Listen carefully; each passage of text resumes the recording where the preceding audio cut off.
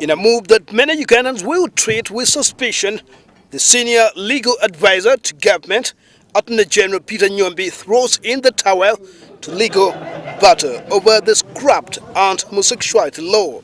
I think we are going to withdraw that appeal. I think we are going to withdraw that appeal, given what is happening here in Parliament.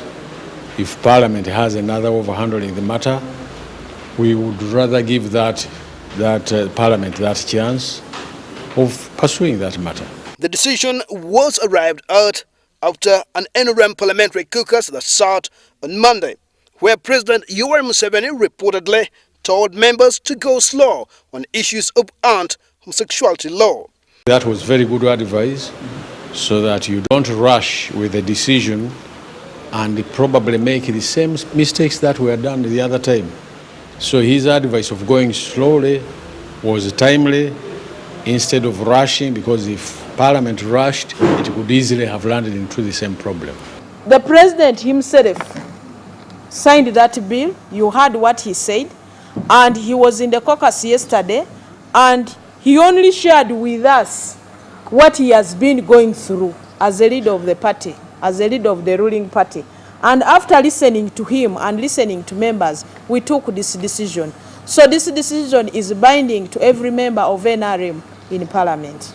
The decision will deal a death blow to plans for a petition to retable the bill if the parliamentary rules of procedures are suspended to pass the bill in a space of 3 days.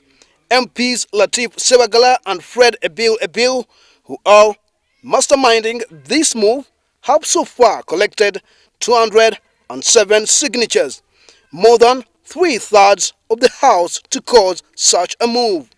Nyombi revealed that prior to the NRM caucus parliamentary interface with President Museveni, who doubles as the party chairman of the ruling NRM, which has the majority legislators in the House, he had also advised Parliament on the likely dangers Parliament is likely to suffer should they risk again to hastily passing the bill.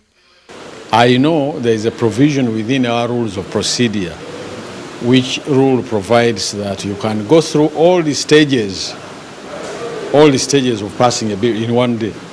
But I advised against that, and I did advise that they go through all the stages, give all the stakeholders opportunity to be heard before coming out with the final decision. To avoid getting into the same trap like the scrapped law, for what many have termed as reckless handling of the legislation process, the caucus appointed a team of 10 people led by the Vice President Edward Kiwanuka Sekandi to look into ways of having a better anti-homosexuality law without infringing on other people's rights.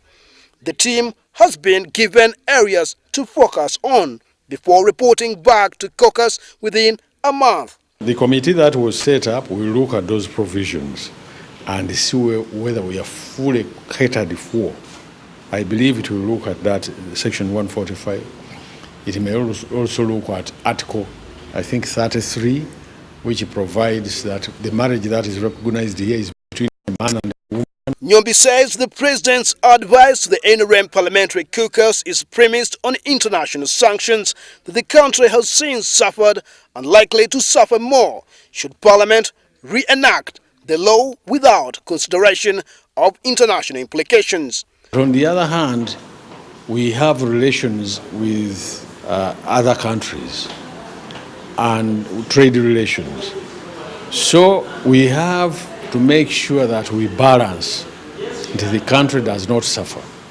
We maintain the family life, but on the other hand, we find a way of handling this matter without affecting our trade or our relations with other countries. It is not useful for us to ignore the other players in the petition, rush to bring it back, and then the following week, again they are in court to quash the same law. So we said no, since there is this complaint in white and black about the law, let's look at it. As to whether NRM Parliamentary caucus members will heed to the call of the party when Parliament resumes is a matter that awaits the Speaker's ruling. Timothy Sibasi, PS Television, Parliament.